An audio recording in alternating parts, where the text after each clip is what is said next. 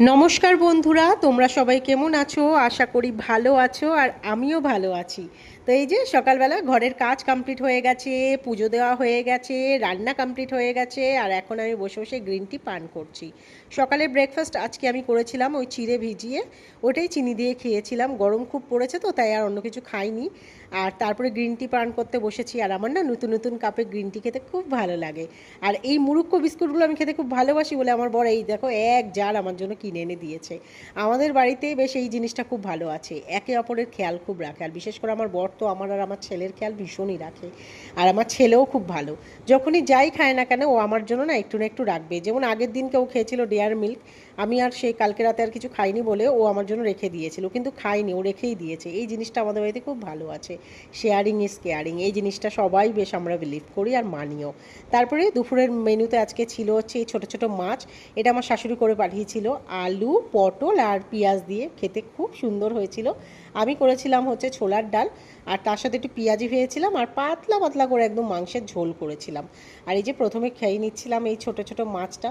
সত্যি আমার শাশুড়ি খুব সুন্দর এটা রান্না করেছে, আমার খেতে খুবই ভালো লেগেছে। আর এমনিও আমার ছোটো মাছ খেতে খুব ভালো লাগে বড় মাছের থেকে বা মাংসের থেকে। তারপরে আমি হচ্ছে পেঁয়াজিটাও খাচ্ছিলাম, পেঁয়াজিটাও না খুব দুর্দান্ত স্বাদের হয়েছিল, বেশ মুচমুচে মুচমুচে হয়েছিল।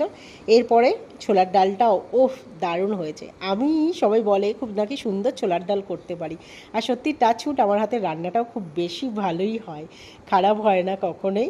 তারপরে মাংসের যেই পাতলা পাতলা ঝোলটা ছিল এটাও খেয়ে নিলাম। আর আমি না আজকে একটু বাজারে গেছিলাম, তো ওখান থেকে নিয়ে এসেছিলাম মিষ্টি। তো ওই মিষ্টিটা একদমই ভালো ছিল না, দুটো মিষ্টি এনেছিলাম, একটা কালো জাম আর এইটা হচ্ছে গোলাপি মিষ্টিটা। দুটোই পুরো গন্ধ গন্ধ হয়ে গেছিলো। টাকাটা বড় ব্যাপার না, কিন্তু খাওয়ার সময় যদি এই ধরনের মানে একটু কিছু ব্লাইন্ডার টাইপের কিছু হয়ে যায় না, খুব খারাপ লাগে এই জিনিসগুলো। তো যাই হোক, খাওয়া দাওয়া কমপ্লিট করলাম। আর এই যে কালকে সব সবজি এনেছিল, আমি কালকে তো বাড়িতে পুজো করব তোমাদের বলেছিলাম, তো এর জন্য বাড়িতে কয়েকজন আসবেন, তাদেরকেও খাওয়াবো, যেমন আমার বাপের বাড়ির লোকেরা, আমার ননদের ছেলে মেয়ে আর ননদ। তো ভাবলাম প্রথমে বাইরে থেকে খাওয়াবো, কিন্তু বাইরের ওই রান্নার যা হাল, আগের দিন তো তোমাদের বললামই অত ভালো না। কেউ আমার বাড়িতে আসবে, তারা দুপুরের রান্না ভালো খেতে পারবে না, আমার খুব খারাপ লাগবে।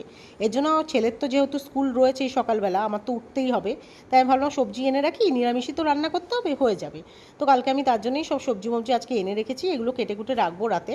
তো তারপরে ওগুলো সব ঠিকঠাক করে অ্যারেঞ্জ করে আমি এখানে হচ্ছে আরেকবার জায়গাটা একটু পরিষ্কার করে নিচ্ছিলাম।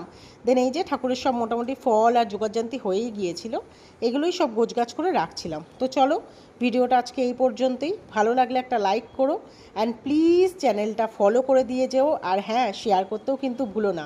দেখা হবে আবার একটা অন্য ভিডিওতে, ততক্ষণের জন্য তোমরা ভালো থেকো, সুস্থ থেকো, টাটা।